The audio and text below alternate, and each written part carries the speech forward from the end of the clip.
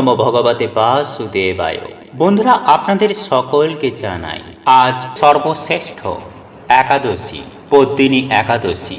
অনেক অনেক শুভেচ্ছা। বন্ধুরা, আজ শাস্ত্র বলছে এই সময়ের মধ্যে যদি আমরা কিছু কার্য করতে পারি তাহলে তার প্রভাব বন্ধুরা আমরা সারা বছর ভোগ করি। কারণ বন্ধুরা, সমস্ত একাদশীর মধ্যে এই পদ্মিনী একাদশীর মাহাত্ম্য বন্ধুরা অনেক অনেক গুণ বেশি।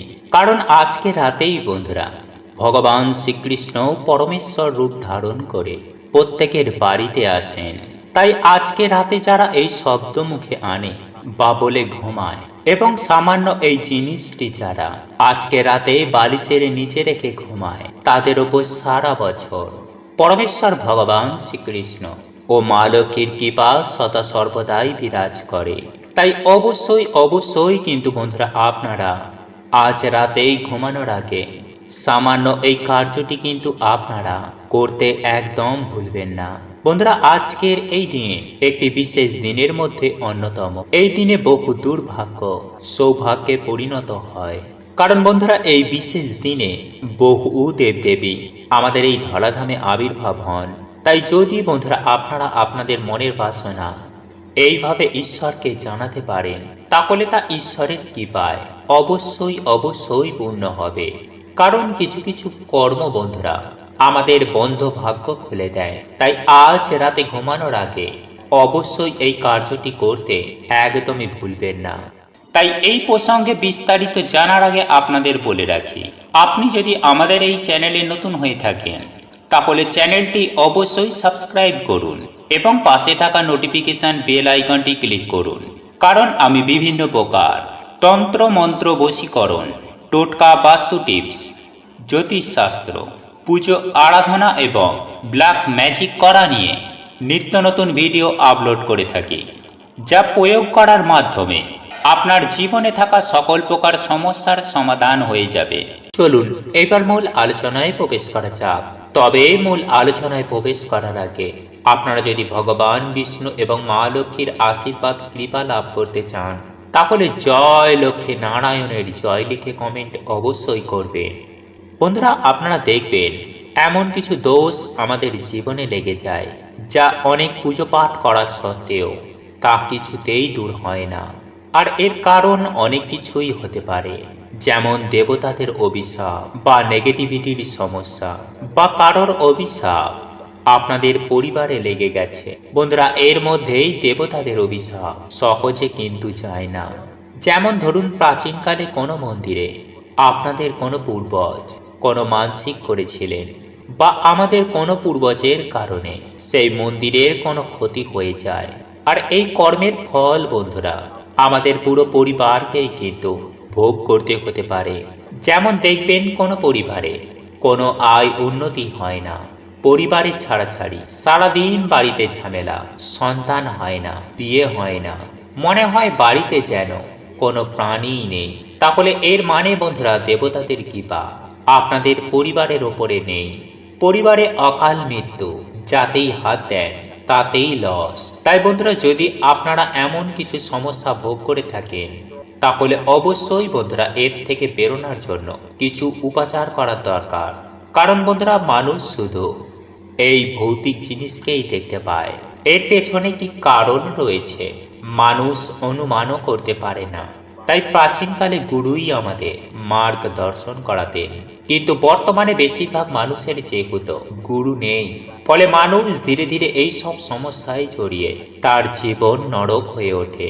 তাই বন্ধুরা, আজকে এই ভিডিওটির মাধ্যমে আমরা জানব যে কিভাবে আপনি ঈশ্বরের কিভাবে এই সমস্ত সমস্যা থেকে বাইরে বেরিয়ে আসবেন। বন্ধুরা, যেহেতু আমাদের জীবনে কোনো কর্মদোষ লেগেছে, তাই ভক্তির সাথে আমাদের কর্ম অবশ্যই করা দরকার। যেমন দান ধর্ম। বন্ধুরা, আমাদের শাস্ত্রে দানকে খুবই গুরুত্বপূর্ণ বলা হয়েছে।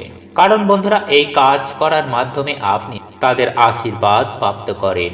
ফলে জীবন থেকে অনেক দোষ, অভিশাপ, বাধা বিপত্তি এতে নাশ হয়ে যায়। যেমন পশু পাখিকে অন্ন দান, কোনো গরিবকেই বিভিন্নভাবে সাহায্য করা, তা পয়সার দিক থেকেই হোক বা বিদ্যার দিক থেকে। এতে কি হবে বন্ধুরা, আপনারা তাদের আশীর্বাদ পেয়ে আপনার বিকর্মে নাশ হবে, ফলে আপনারা ঈশ্বরের কৃপা প্রাপ্ত করবেন। নাম্বার 2, সেবা। বন্ধুরা, আপনারা যত মহান মহান ভক্তদের জীবনী পড়বেন, তারা ঈশ্বর নয়তো মানুষের অবশ্যই সেবা করতেন। আর যদি আপনি কর্মযোগ পালন করতে চান, তাহলে মা বাবা, পশু পাখি বা বিভিন্ন মানুষের অবশ্যই সেবা করুন। আর যদি আপনি ভক্তি যোগ পালন করতে চান, তাহলে মন প্রাণ দিয়ে ঈশ্বরের ভক্তি করুন। এত ঈশ্বরকে স্মরণ করুন, যাতে ঈশ্বর আপনার প্রার্থনা শুনতে বাধ্য হন। তো চলুন বন্ধুরা, এইবার আমরা জেনে নিই যে আজ রাতে আপনারা কোন প্রক্রিয়াটি করবেন। বন্ধুরা, আজ স্বয়ং পরমেশ্বর ভগবান শ্রীকৃষ্ণের আশীর্বাদ প্রাপ্ত করার জন্য সন্ধ্যাবেলায় আপনারা পরিষ্কার পরিচ্ছন্ন জামা কাপড় পরে তুলসী মঞ্চে পরমেশ্বর ভগবান শ্রীকৃষ্ণের নামে একটি প্রদীপ অর্পণ করুন।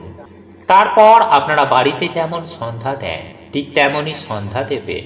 এরপর রাতের বেলায় আপনারা যা ভোজন করেন, তা ভোজন করার পর আপনারা 3 বার হে কৃষ্ণ করুণা সিন্ধু দীনবন্ধু জগৎপথে গোপেশ ও গোপিকাকান্ত রাধাকান্ত নমস্তুতে। বন্ধুরা, এই মন্ত্র জপ করার পর আপনারা ধ্যানে বসে ভগবান শ্রীকৃষ্ণের বিশ্বরূপের আপনারা চিন্তন করবেন। আপনাদের সময় অনুসার 5 মিনিট, 10 মিনিট বা 15 মিনিট, যেমন খুশি তা আপনারা অবশ্যই করবেন। এছাড়াও বন্ধুরা, আপনারা চাইলে প্রত্যেক দিন রাতে শোবার আগে এই প্রক্রিয়াটি করতে পারেন। ফলে কিছু দিনের মধ্যেই আপনার জীবনে এক অশেষ পরিবর্তন দেখতে পাবেন। হ্যাঁ বন্ধুরা, এতটাই শক্তিশালী এই প্রক্রিয়াটি, তাই অবশ্যই কিন্তু বন্ধুরা আপনারা এই প্রক্রিয়াটি করতে ভুলবেন না। বন্ধুরা, আপনারা যদি পরিবারের সুখ শান্তি ফিরে পেতে চান, মায়ের অশেষ কৃপা যাতে আপনাদের পরিবারের ওপর সদা সর্বদাই বজায় থাকে, তাহলে অবশ্যই আপনারা এই প্রক্রিয়াটি একটি বার করে দেখুন। কারণ যার ওপরে মা লক্ষ্মীর কৃপা থাকে না, তার পড়াশোনা, কাজের জায়গা এবং প্রেম সম্বন্ধীয় বিভিন্ন রকম সমস্যা দেখা যায়। এমনকি পরিবারেও ছাড়াছাড়ি পর্যন্ত হয়ে যায়। কারণ বন্ধুরা, যাতে লক্ষ্মীশ্রী থাকে না, সেই জিনিসের কখনোই কিন্তু উন্নতি সম্ভব নয়। তাই আমাদের জীবনের প্রত্যেকে মা লক্ষ্মীর কৃপা প্রাপ্ত করা বা আশীর্বাদ প্রাপ্ত করা অনিবার্য দরকার। তাই বন্ধুরা, আজকে আমি আপনাদেরকে যে প্রক্রিয়াটি জানাবো, তা যদি আপনারা ভক্তি ও পুরো নিষ্ঠার সাথে আপনারা পালন করতে পারেন, তাহলে আমি আপনাদের কথা দিচ্ছি যে আপনারা মা লক্ষ্মীর কৃপা প্রাপ্ত করবেন, এটা গ্যারেন্টি। তাহলে বন্ধুরা, দেরি কেন, চলুন এইবার আমরা জেনে নিই সেই প্রক্রিয়াটি। বন্ধুরা, আমরা সকলেই জানি ভগবান বিষ্ণু হলেন এই সৃষ্টির পালনকর্তা, আর মা লক্ষ্মী হলেন তার শক্তি স্বরূপা।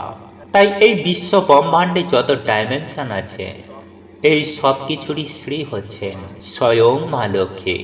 তাই আপনারা কোনো রকমের লোভ বা লালসা না করে মায়ের আশীর্বাদ প্রাপ্ত করার জন্য আপনারা এই প্রক্রিয়াটি করবেন। কারণ যার ওপরে মায়ের আশীর্বাদ থাকে, তার 14 পুরুষের কখনো অন্ন বস্ত্র ও অর্থের অভাব হয় না, এমনকি কোনো মনোবাসনাও তাদের অপূর্ণ থাকে না। তাই আপনারা মায়ের কৃপা প্রাপ্ত করার জন্যই এই মনোভাব নিয়ে এই প্রক্রিয়াটি করবেন। তাই আজ এই পবিত্র দিনে আমার সাথে একবার বলুন, জয় মা লক্ষ্মীর জয়, মা তোমাকে আমার গৃহে স্বাগত। বন্ধুরা, এই প্রক্রিয়াটি করার আগে বাড়ি থেকে অলক্ষ্মী বিদায় করা খুবই দরকার। নইলে কিন্তু মা লক্ষ্মী আপনাদের বাড়িতে কখনো প্রবেশ করবেন না। কারণ যে বাড়িতে অলক্ষ্মী বাস করেন, সেই বাড়িতে মা লক্ষ্মী কখনো প্রবেশ করেন না। তাই এর জন্যই আপনারা হয়তো এত পুজো আরাধনা করার পরেও মায়ের আশীর্বাদ পাচ্ছেন না। পরিবারের যে সমস্যা, সেই সমস্যাগুলি রয়েই গেছে। তাই বন্ধুরা, বাড়ি থেকে অলক্ষ্মী বিদায়ের জন্য আপনাদের ঘর মোছার জলে প্রত্যেক দিন গঙ্গা জল ও কর্পূর মিশিয়ে তা দিয়ে ঘর মুছবেন। বিশেষ করে সেই জায়গায় যেই সব জায়গাগুলিতে আলো প্রবেশ করে না। কারণ বন্ধুরা, অন্ধকার জায়গাতেই দেবী অলক্ষ্মীর বাস হয়। এমনকি প্রদীপের তলাতেও দেবী অলক্ষ্মী বাস করেন। তাই বাড়ি ঘর দুয়ার পরিষ্কার পরিচ্ছন্ন রাখা সদা সর্বদাই চেষ্টা করবেন। নোংরা এঁটো কাটা যেখানে সেখানে বাড়িতে ফেলে রাখবেন না। বন্ধুরা, যেমন ভাবে আপনারা বাড়িতে সন্ধ্যার প্রদীপ জ্বালান, বাড়িতেই সন্ধ্যা আরতি করেন, ঠিক তেমনই সন্ধ্যাবেলায় বাড়িতে পুজো আরাধনা করার সময় মা লক্ষ্মীর সামনে একটি ঘিয়ের প্রদীপ জ্বালাবেন। তারপর মায়ের সামনে উলুধ্বনি দিয়ে শঙ্খ বাজিয়ে মায়ের সামনে বসে হাতে লবঙ্গ, এলাচ ও একটি 1 টাকার কয়েন বা একটি কড়ি নিয়ে 11 বার লক্ষ্মী গায়ত্রী মন্ত্র আপনারা পাঠ করবেন। আর যদি বন্ধুরা আপনারা চান তাহলে ওম নমঃ লক্ষ্মী নারায়ণে নমঃ এই মন্ত্রটিও আপনারা পাঠ করতে পারেন। যে মন্ত্রটি আপনাদের ইচ্ছা সেটি আপনারা পাঠ করবেন এবং এরপর পারলে আপনারা লক্ষ্মীর পাঁচালিও পাঠ করতে পারেন। এবং এই সব কিছু হয়ে যাবার পরে বন্ধুরা আপনারা সেই 3টে জিনিস আপনারা মায়ের চরণে অর্পণ করে দেবেন। এরপর মায়ের সামনে হাত জোড়ো করে আপনাদের যে মনস্কামনা মনোবাসনা রয়েছে তা মাকে বলুন। তারপর রাতে নিরামিষ আহার গ্রহণ করে আপনার বালিশের তলায় বা আপনাদের বাড়ির যে প্রধান আয়কর্তা তার বালিশের মধ্যে এই জিনিসগুলি রেখে দিন। কিন্তু যেন বন্ধুরা এই খবর যেন না কেউ পায়। এবং আরও একটি বিষয় মাথায় রাখবেন যে এই বালিশ যেন অন্য কেউ ব্যবহার না করে। বন্ধুরা, এই জিনিসগুলি আপনারা যতদিন খুশি বালিশের মধ্যে রাখতে পারেন।